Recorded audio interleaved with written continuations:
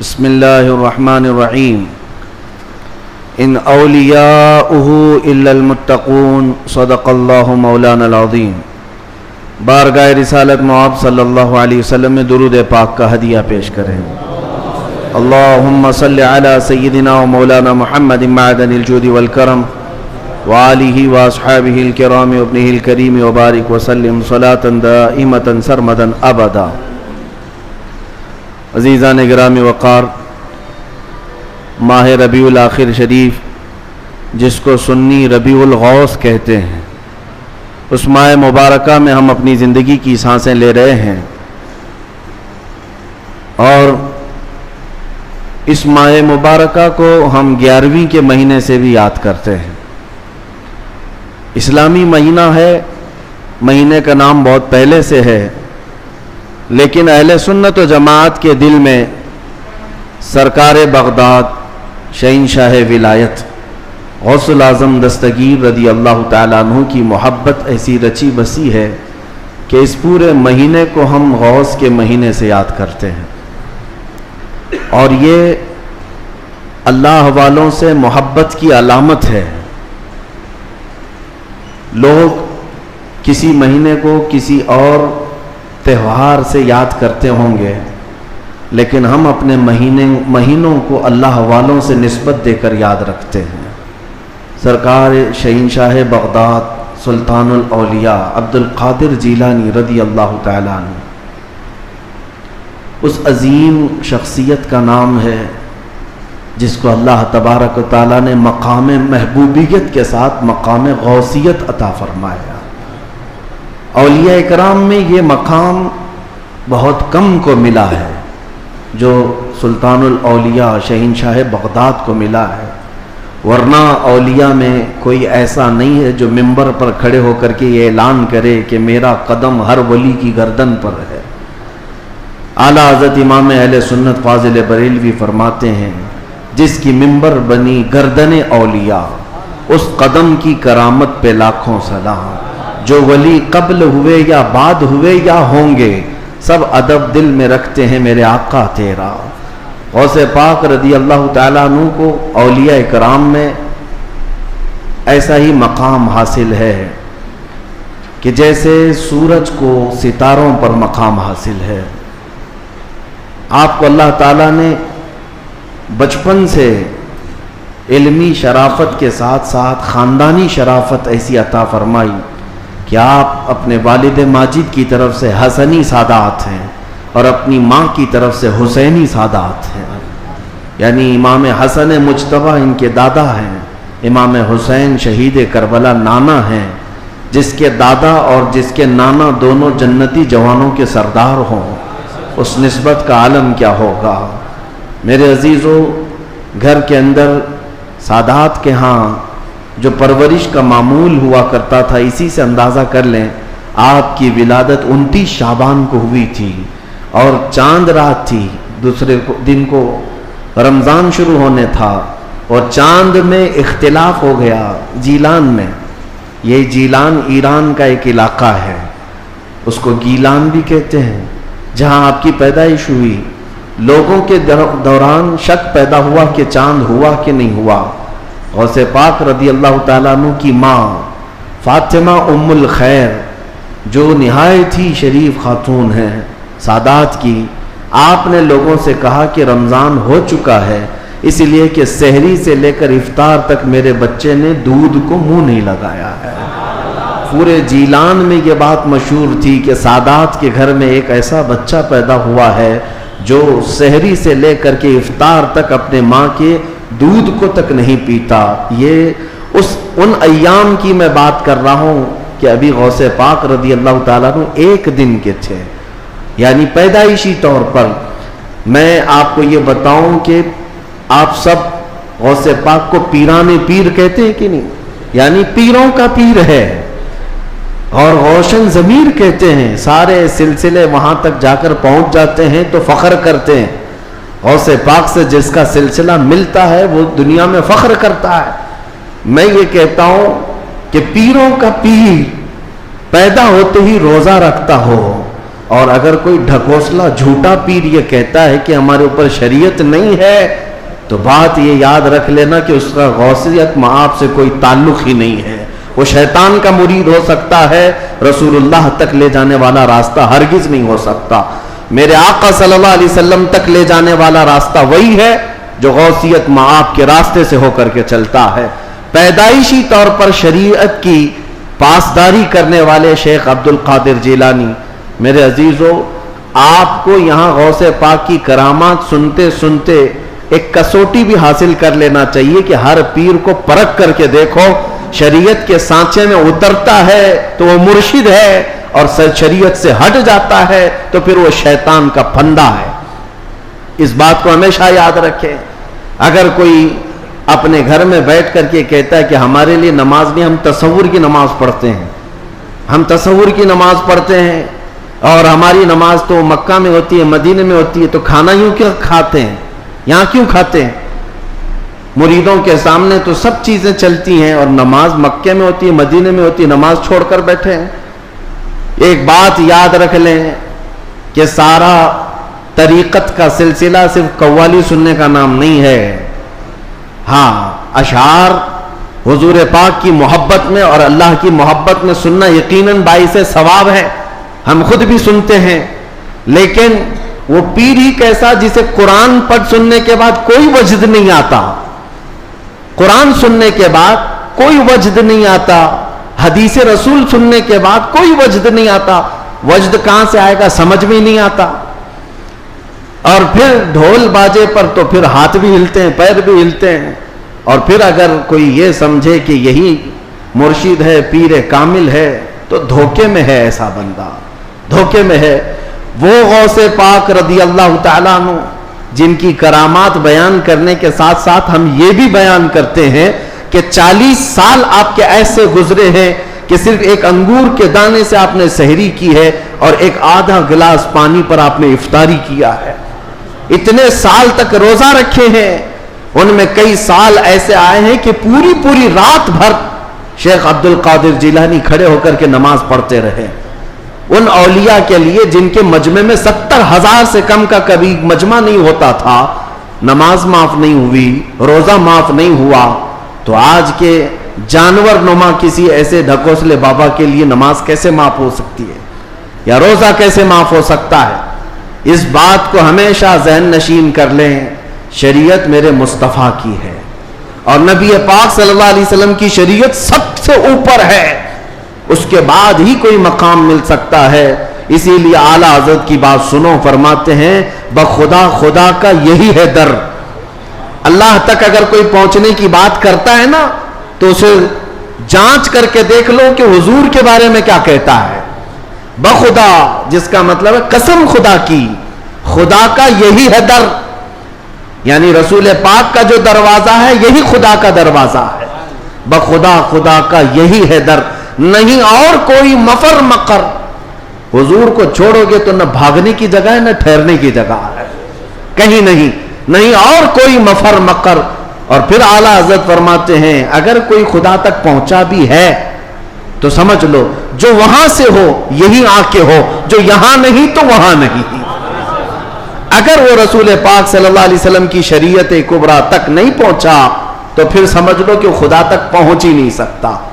میرے عزیزو، غوث پاک رضی اللہ تعالیٰ عنہ کی پوری زندگی اگر میں آپ کو بتاؤں وہ عشق رسول کے سانچے میں ڈھلی ہوئی تھی.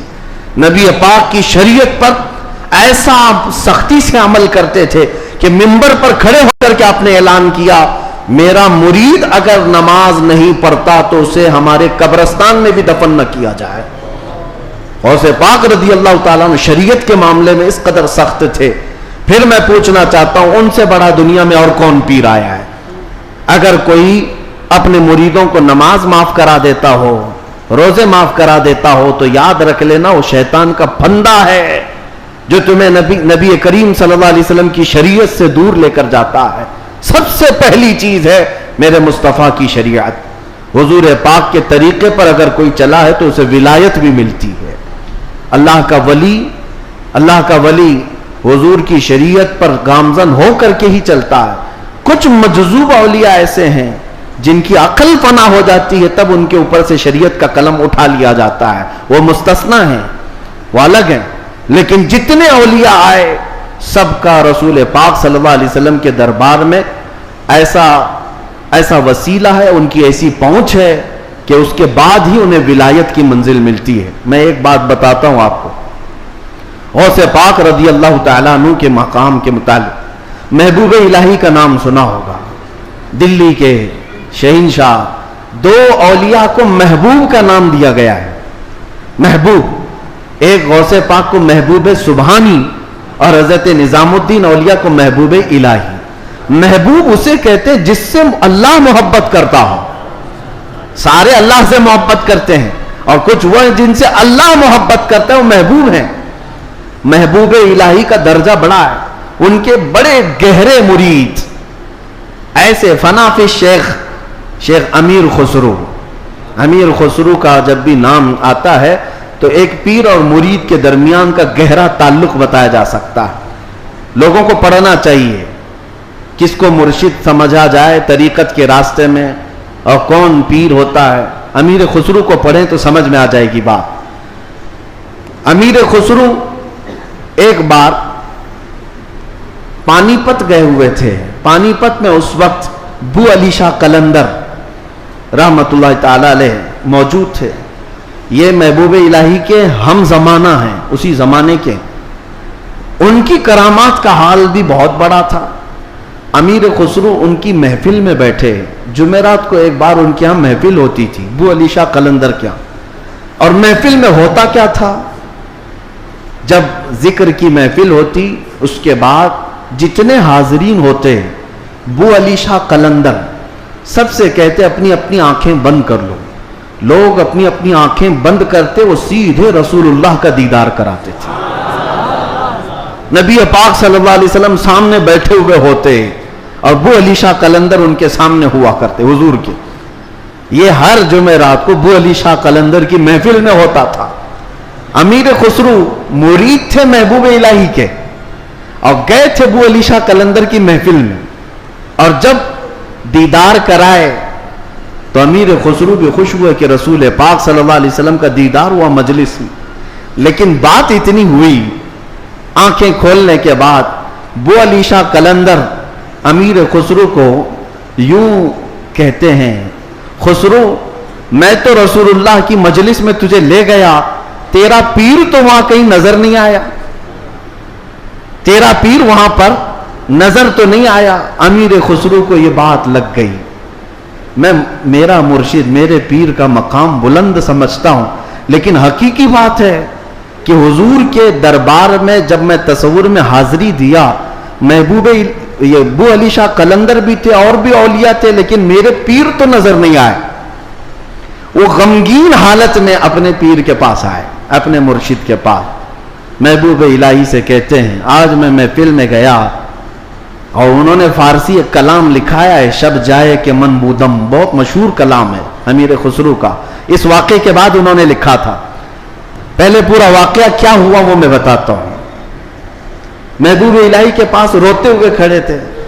بو علی شاہ قلندر نے رسول اللہ کا دیدار کرایا، لیکن ساتھ میں انہوں نے مجھے تانا مارا کہ تمہارا پیر تو محفل میں نظر نہیں آیا. محبوب الہی نے کہا کہ پھر سے جاؤ محفل میں، پھر سے جاؤ محفل میں. بو علی شاہ قلندر کے دیدار ہو رہا ہے اور اچھی بات ہے. کہا آپ نہیں ہیں اس محفل میں کیسے جاؤں. محبوب الہی نے تھپک کر کہا خسرو بو علی شاہ قلندر سے مت پوچھنا، جب وہ دیدار کرائیں رسول اللہ کا تو خود رسول اللہ سے پوچھنا میرا پیر کہاں. اولیاء بہت سارے بیٹھے ہیں، محبوب الہی کہاں ہیں. تو میر خسرو گئے. اب کی بار جو محفل سجی اور جب آنکھ بند کرنے کا حکم ہوا، امیر خسرو نے آنکھ بند کی، دیدار ہوا میرے مصطفیٰ کا. اولیاء کرام کی مجلس تھی. خسرو کہتے ہیں میں آگے بڑھا، نبی کونین صلی اللہ تعالی علیہ وسلم کے دربار میں دست بستہ عرض کیا یا رسول اللہ اولیاء کی محفل ہے، یہاں پر میرے مرشد نظام الدین اولیاء نظر نہیں آتے. نبی پاک نے فرمایا ایک منزل اوپر چڑھ جا، ایک منزل اوپر چڑھ جا. امیر خسرو کہتے ہیں میں ایک منزل اوپر گیا تو دیکھا ایک بہت بڑا دالان ہے، صحن ہے، وہاں بھی رسول اللہ جلوہ فرما ہے، مسند نشی ہے، وہاں دیگر اولیاء اکرام ہیں اور دیگر اولیاء، لیکن وہاں بھی میرے مرشد نظر نہیں آئے۔ میں پھر پوچھا میرے مصطفیٰ سے، آقا یہاں پر بھی نہیں ہے؟ حضور نے فرمایا ایک اور منزل چڑھ جا۔ خسرو کہتے ہیں میں تیسری منزل پر آیا، وہاں بھی حضور بیٹھے تھے لیکن اولیاء کی محفل میں میرے پیر نظر نہیں آئے۔ پھر پوچھا، حضور نے ایک اور منزل چڑھائی، یہاں تک کہ 7 منزلیں چڑھ لی۔ امیر خسرو کہتے ہیں اب اوپر جیسے جیسے جاتا تھا مجمع کم ہوتا جاتا تھا، تھوڑے تھوڑے سے رہ جاتے تھے۔ 6ٹھی منزل پر آیا، جب بھی میں اپنے مرشد کو نہیں پایا، پریشان ہو کر پوچھا تو کہا ایک اور منزل چڑھ جا۔ اوپر گیا تو وہاں مصطفیٰ کریم صلی اللہ علیہ وسلم مسند نشین ہیں، مسند نشین ہیں، بس 3 لوگ بیٹھے ہوئے ہیں، دائیں ایک بزرگ ہیں، بائیں ایک بزرگ ہیں، اور بالکل سامنے محبوب الہی بیٹھے ہوئے ہیں۔ امیر خسرو کہتے جیسے ہی مجھے اپنے پیر کا چہرہ نظر آیا میں نے آنکھیں کھول دی، رقص کنا ہو گئے۔ جو فنا فی شیخ تھے پھر انہوں نے کلام لکھا، شب جائے کہ من بودم، وہ رات کیسی تھی جس میں میں تھا اور خود رسول اللہ مجلس کے امیر تھے، مجلس کے شمع میرے مصطفیٰ تھے۔ گنگناتے ہوئے اپنے مرشد کے پاس آئے۔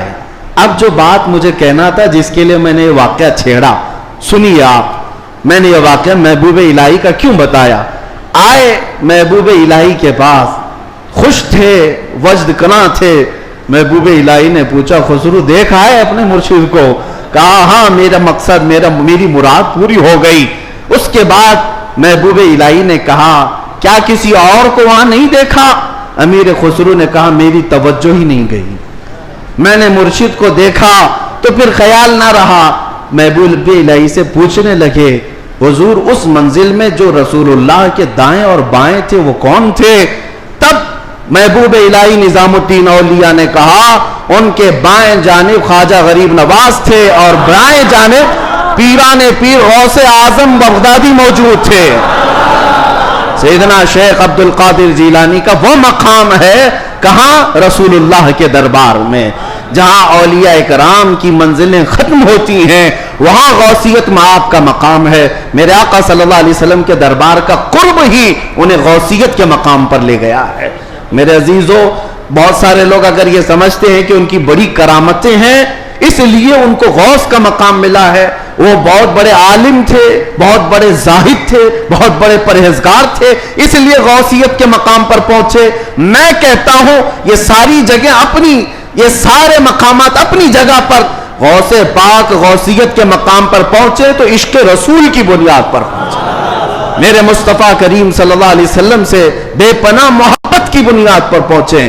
اس لیے میں نے زندگی میں دیکھا ہے جب کبھی کوئی رسول اللہ کی طرف انگلی بھی اٹھاتا یا اعتراض کرتا اپنی کرامتوں سے اس کا منہ توڑ جواب دے دیتے تھے، اپنی کرامتوں سے غوث پاک رضی اللہ تعالیٰ عنہ ان کا جواب دیتے۔ اگر کسی نے حضور پاک صلی اللہ تعالیٰ علیہ وسلم پر اعتراض کیا کہ انہوں نے مردوں کو زندہ نہیں کیا تو غوث پاک نے اپنی ٹھوکر سے مردہ زندہ کر کے دکھایا۔ 400 سال بعد غوث پاک رضی اللہ تعالیٰ عنہ اعلان کرتے تھے تو رسول اللہ کے بارے میں بات کرتا ہے، میں ان کے بیٹے کے بیٹے کے بیٹے کے بیٹے کے بیٹے 400 سال بعد آیا ہوں اور اللہ نے میرے پاؤں میں یہ طاقت دی ہے کہ قبر کو ٹھوکر لگاؤں تو مردہ زندہ کھڑا ہو جائے، اور جس کی میں نسل سے ہوں وہ اگر کہیں ٹھوکر لگائے پورا قبرستان کھڑا ہو سکتا ہے۔ نبی پاک صلی اللہ تعالیٰ علیہ وسلم کی ذات پر اگر کوئی انگلی اٹھاتا میرے غوث اس کو اپنی کرامت سے جواب دیا کرتے۔ عزیزان گرامی وقار، سلطان الاولیاء غوث پاک رضی اللہ تعالیٰ عنہ سے اپنا رشتہ مضبوط کرو، اپنے اپنے نسبتوں میں قادری پٹا ضرور رہے، قادری نسبت ضرور رہے، اس لیے کہ یہ نسبت ہی ایسی ہے جس پر پوری دنیا فخر کرتی ہے۔ قیامت میں منادی دے گا یہ ندا قادریوں کو، کہاں ہے قادری کر لے نظارہ غوث اعظم کا۔ میری علاج کس کے ہاتھ ہے؟ بغداد والے کے، مصیبت ٹال دینا کام کس کا؟ غوث اعظم کا۔ اسی لیے میرے عزیزو، ہم نے غوث پاک رضی اللہ تعالیٰ عنہ کی زندگی پاک میں دیکھا ہے اللہ تعالیٰ نے ان کو تصرف دیا تھا، وہ طاقت عطا کی تھی کہ وہ اللہ کریم کی بارگاہ میں ایسی مقبولیت کے مقام پر تھے کہ خلاف عادت کام ان سے صادر ہوئے. خلاف عادت کام جب اولیاء سے ہوتے ہیں اسی کو کرامت کہتے ہیں. بعض لوگ ابھی عقل کے گھوڑے دوڑاتے اور کہتے ہیں ایسا کیسے ہو سکتا ہے, یہ سب تو مولانا لوگوں کی پھکائی ہے, یہ جملے بازی ہے. ان کو قرآن پاک سے اگر تعلق ہو تو میں بتاؤں. اب میں ایک بات آپ سے بتاتا ہوں, غوث پاک کی ایک کرامت جس پر ابھی میں چند دن پہلے سن رہا تھا. کوئی بیچارہ جس کی عقل پر فالج کا اثر ہوا ہے. یہ وہ لوگ ہیں جن کو میرے مصطفیٰ کریم صلی اللہ تعالیٰ علیہ وسلم سے بغض ہے, عداوت ہے, اور دوسرے راستے پر چل پڑے اور اولیاء اکرام کو چن چن کر کے نشانہ بناتے ہیں. جن کا تعلق نجد سے ہے, وہابیت سے ہے, سلفیت نام رکھتے ہیں. بہرحال لیکن سوال کرنے والے نے ایک سوال کیا, ارے مولانا آپ سناتے ہیں کہ غوث پاک تو 12 سال کی ڈوبی ہوئی کشتی کو باہر لے آئے, یہ تو خدا کے بھی کام نہیں ہے, اللہ کے بھی کام نہیں, اس سے بڑھ کر کے آپ نے غوث پاک کو بتا دیا. میرے عزیزوں میں آپ کو بتاتا ہوں بات ہوئی کیا تھی. دریا کے کنارے سے آپ کا گزر ہو رہا تھا, ایک بوڑھی عورت کو روتے ہوئے دیکھا. مرید سے پوچھا پوچھو اس کو کیا بات ہے, کیوں روتی ہے. معلوم کیا تو پتا چلا کہ اس خاتون کا اکلوتا بیٹا تھا, بڑے نازوں سے پالا تھا. اس عورت نے شادی کی, برات آ رہی تھی اور کشتی جو ہے دریا میں غرق ہو گئی, ڈوب گئی, باہر نہ آ سکی. مشہور کرامت ہے غوث پاک کی. تو وہ ڈوب گئی اور اس بوڑھی عورت کا دل تو ماں کا ہے, بیٹے کے یاد میں روز آتی ہے, روتی ہے اور شام واپس چلی جاتی ہے, روز روتی ہے. غوث پاک رضی اللہ تعالیٰ عنہ کو اس پر رحم آیا. اللہ کریم کی بارگاہ میں سفارش کی, اے رب کریم تو نیست سے ہست کرنے والا, تو پانی کے قطرے سے پورا انسان بنانے والا, تو راکھ کے ڈھیر کو بھی اگر چاہے تو زندہ انسان کھڑا کر دے. مولا قادر مطلق ہے, اس خاتون پر رحم فرما اور اس کا بیٹا واپس لوٹا دے. غوث پاک کی دعا چل رہی تھی. تھوڑی دیر دیکھنے کے بعد دریا میں ایک بھونچال سا, طوفان سا آیا. پانی کے اندر ایک عجیب سی سرسراہٹ ہوئی. تھوڑی دیر کے بعد دیکھا تو ایک کشتی برآمد ہوئی. غوث پاک نے صرف اس خاتون کے بیٹے کی زندگی مانگی تھی, مگر صدقے میں اللہ نے پوری برات کی زندگی لوٹا دی. پوری برات واپس آ گئی اور وہ خوشی خوشی غوث پاک رضی اللہ تعالیٰ عنہ کا شکر کرتے ہوئے گھر گئے. 12 سال کے بعد مچھلیاں کھا گئی ہوں گی, کشتی کے پرزے ختم ہو گئے ہوں گے, لیکن رب ذوالجلال قادر مطلق ہم ان لوگوں کو یہی تو کہتے ہیں جو جلا کر کے سمجھتے ہیں کہ اب کوئی نہیں اٹھا سکتا ان کو, راکھ پانی میں بہا کر کے سمجھتے ہیں کہ اب ان کا حساب کتاب نہیں ہو سکتا. ارے عقل کے اندھو, جس رب ذوالجلال نے ایک نطفے سے تمہارا پورا انسانی شکل بنایا ہے, تم 1000 بار جلا کر راکھ کر دو, رب ذوالجلال قادر مطلق ہے, وہ دوبارہ زندہ فرمائے گا حساب لینے کے لیے. تو کشتی دوبارہ واپس آئی. غوث پاک رضی اللہ تعالیٰ عنہ کی اس کرامت پر ایک دو نہیں ہزاروں لوگ اسلام میں داخل ہوئے تھے, ہزاروں لوگ اسلام میں داخل ہوئے. اب جو صاحب ہیں انہوں نے کہا کہ ایسا کیسے ہو سکتا ہے, ایسا کیسے ہو سکتا ہے. ہر جگہ اگر تم عقل کے گھوڑے دوڑاؤ گے تو یہی سوال کرو گے ایسا کیسے ہو سکتا ہے. اگر تمہاری عقل میں بات نہیں آتی تو سمجھ لو اسی کو کرامت کہتے ہیں, اسی کو کرامت کہتے ہیں. تم اور ہم بھی کر سکتے تھے تو پھر غوث کی کرامت کا مطلب ہی کیا ہے. تم بھی غوث ہوتے, ہم بھی غوث ہوتے. کرامت ہے جو عقل میں نہیں آئے گی. اور قرآن سے اگر دلیل مانگتے ہو, سنو, سلیمان علیہ السلام نے اپنے دربار میں ایک بار اعلان کیا تھا, کون ہے جو سبا بلقیس کا تخت یہاں پر لے آئے گا. سلیمان علیہ السلام فلسطین میں بیٹھے ہوئے ہیں اور سبا بلقیس کا تخت یمن میں ہے. یمن اور فلسطین میں 1000 کلومیٹر سے زیادہ کا فاصلہ ہے. ایک جن کھڑا ہوا, کہا اللہ کے نبی میں لے آتا ہوں. پوچھا کتنی دیر میں؟ کہا میں آپ کی مجلس ختم ہونے سے پہلے وہ لے کر آ جاؤں گا. جنات کی طاقت پر یقین رکھنے والے, جنات کو حاصل کرنے کے لیے عملیات کرنے والے, سنو قرآن کیا کہتا ہے. سلیمان علیہ السلام نے کہا بہت دیر ہو جائے گی, مجلس ختم ہونے تک تم لاؤ گے, مجلس ختم ہونے تک. پھر اللہ کے ایک ولی جو سلیمان علیہ السلام کے امتی تھے، آصف بن برخیہ، کھڑے ہوتے ہیں، کہتے ہیں اے اللہ کے نبی میں لے آؤں گا. پوچھا کتنی دیر میں؟ کہا آپ کی پلک جھپکنے سے پہلے لاؤں گا. آپ کی، یہ قرآن کے الفاظ ہیں، قرآن کے. قال الذي عنده علم من الكتاب انا آتيك به قبل ان يرتد اليك طرفك.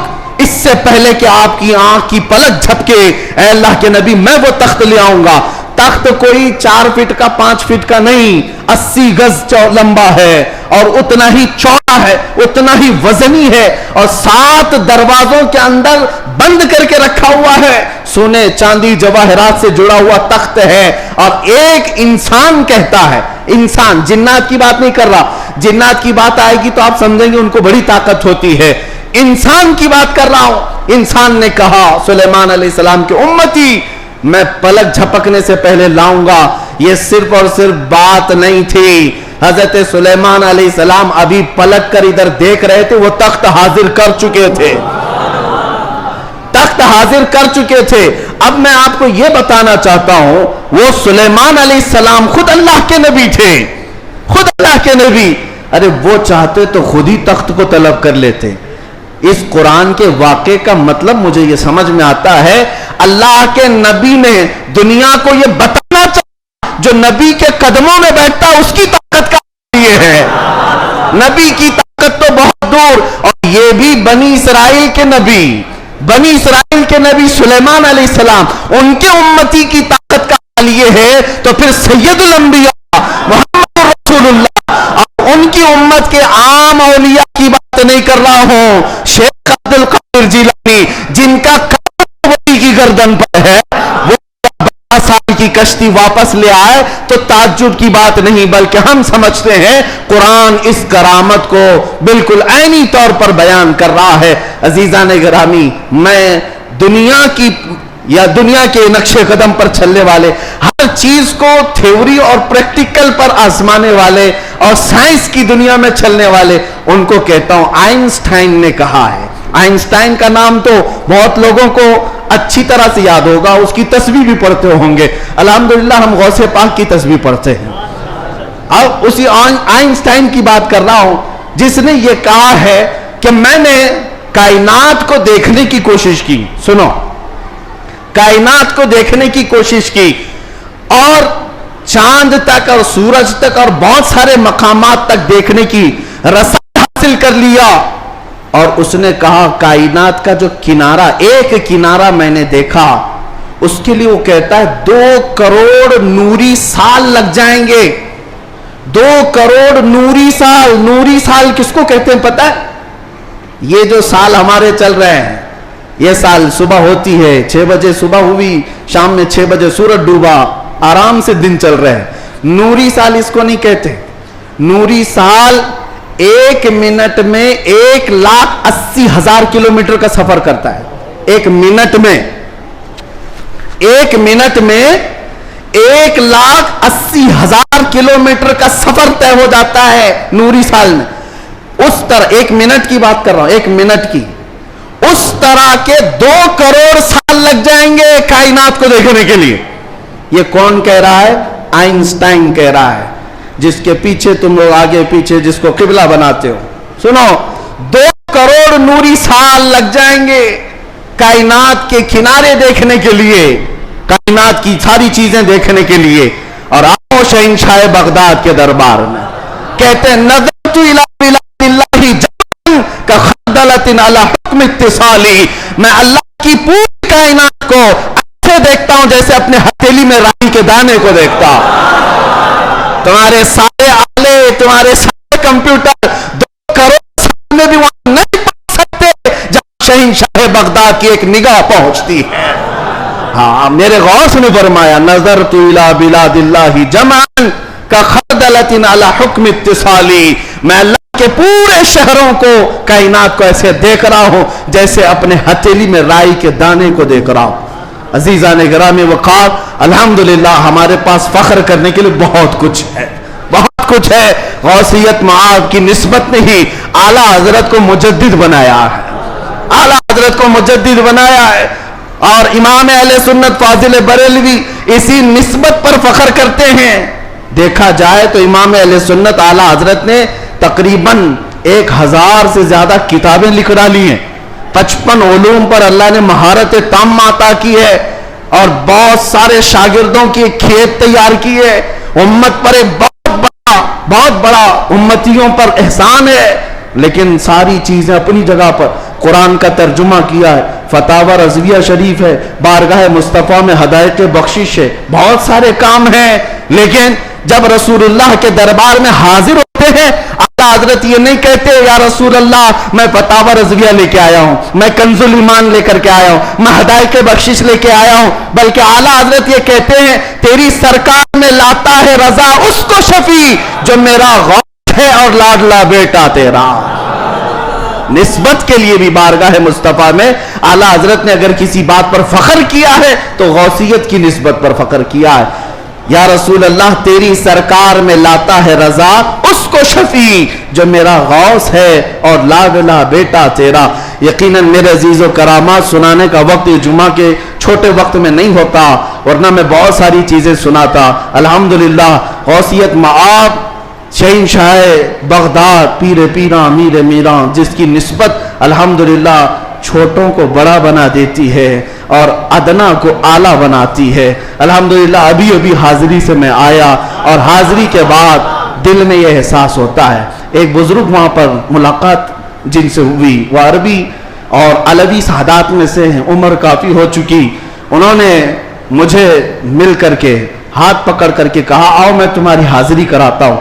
غوث پاک رضی اللہ تعالیٰ عنہ کے دربار میں وہ تقریباً 55 سال سے, اور بڑی ان کی یعنی بڑے معاملات ہیں. بہرحال میں مختصر ہی عرض کرتا ہوں کس لیے میں بات کہہ رہا ہوں. انہوں نے کہا غوث پاک رضی اللہ تعالیٰ عنہ ہر حاضر ہونے والے کو کچھ نہ کچھ دے کر بھیجتے ہیں, اور اللہ کریم تمہارے مستقبل میں بہت کچھ تجھے عطا کرے.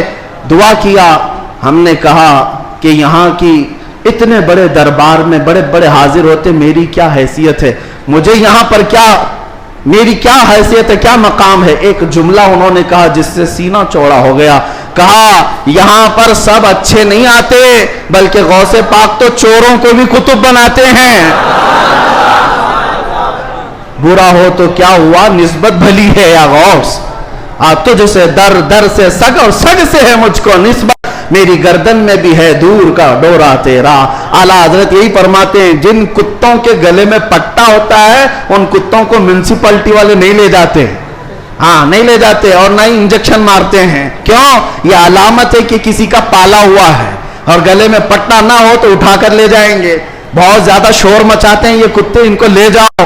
جن کتوں کے گلے میں پٹا ہے انہیں چھوڑ دیا جاتا ہے کہ مالک ہے اس کا کوئی. اسی لیے اعلیٰ حضرت فرماتے ہیں اس نشانی کے جو سگ ہیں نہیں مارے جاتے, میری گردن میں بھی ہے, حشر تک میرے گلے میں رہے پٹا تیرا. ہمارے گلے میں غوث پاک رضی اللہ تعالیٰ عنہ کی نسبت کا پٹا ہے. انشاءاللہ العزیز کوئی اور دوسرا ہمیں اچک نہیں لے جائے گا, اتنا یقین ضرور ہے, اتنا یقین ضرور ہے. اور مجھے ایک بات یہ بھی یاد آئی کہ ایک صاحب نے کہا, وہ دوسرے ملک کے ہیں, ہمارے پڑوسی ملک کے ہیں, اور انہوں نے کہا کہ ہمارے ہاں حالات تو سب اپنے حساب کے ہیں, پھر بھی بہت ساری چیزیں ڈر لگتا ہے, سہمتے ہیں. آپ ایسے نرغے میں ہیں پھر بھی بول رہے ہیں, اچھی بات ہے. ایسی جگہ پر آپ ہیں جہاں کے حالات ہم دور سے سنتے ہیں, بڑے ڈینجر ہیں, لیکن بول رہے ہیں. میں نے کہا آپ نے سنا نہیں اعلیٰ حضرت نے کیا فرمایا؟ اعلیٰ حضرت نے یہ فرمایا کیا دبے جس پہ حمایت کا ہو پنجہ تیرا. ایسا آدمی کیوں ڈرے گا, ایسا آدمی کیوں ڈرے گا جس پر پنجہ غوث پاک کا ہوگا. کیا دبے جس پہ حمایت کا ہو پنجہ تیرا, شیر کو خطرے میں لاتا نہیں کتا تیرا. غوث پاک کا جو کتا ہے وہ شیر کو بھی پرواہ نہیں کرتا. الحمدللہ ہم غوث پاک کے دربار کے کتے ہونے پر فخر کرتے ہیں. ہمیں اس بات پر کوئی وہ نہیں ہے. الحمدللہ ہماری نسبت ہے دربار غوث سے, اور وہ اس لیے بھی کہ ایک دو نہیں. میں آپ کو بتاؤں اہل حدیث جماعت وہابی جماعت کے سب سے بڑے عالم جس کی پیروی میں یہ لوگ پوری آسمان زمین سے زمین آسمان سے ملاتے, شیخ ابن تیمیہ. شیخ ابن تیمیہ نے اپنے کتاب میں لکھا ہے، اہل حدیث جماعت کے سب سے بڑے امام کہتے ہیں کہ میں نے اپنی زندگی میں اتنی کرامات کسی کی نہیں دیکھی جتنی شیخ عبد القادر جیلانی کی۔ ارے تمہارے گھر سے بھی بات آ رہی ہے میرے غوث کی، ہر گھر سے بات آ رہی ہے۔ کیوں؟ اس لیے کہ سورج نکلتا ہے تو سب کو پتہ چلی جاتا ہے، سب کو پتہ چلتا ہے۔ اچھے خاصے لوگ بھی بول پڑتے ہیں کہ دن ہو چکا ہے، دن ہو چکا ہے۔ سورج سے دشمنی ہے تو ٹھیک ہے، لیکن بولنا تو پڑے گا کہ دن نکلا ہوا ہے، دن نکلا ہوا ہے۔ غوث پاک کی کرامات ایسی ہیں جیسے سورج نکلا ہوا ہے۔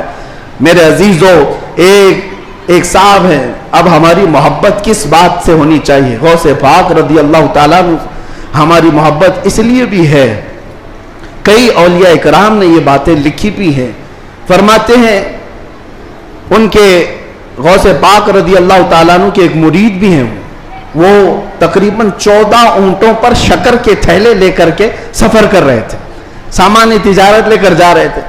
رات کو ایک جنگل میں انہوں نے پڑاؤ کیا اور رات وہاں گزاری، تو جیسی رات گزاری، خطرناک جنگل تھا، ان کے 4 اونٹ سامان سمیت غائب ہو گئے اور بھاری ان کا نقصان تھا، بڑا سامان تھا اس میں۔ وہ صبح غمگین بیٹھے ہوئے تھے، انہوں نے کہا کہ ایسے وقت میں اب قافلہ بھی چل پڑا، میں اپنے اونٹوں کو ڈھونڈوں تو اس خوفناک جنگل میں کہاں ڈھونڈوں گا؟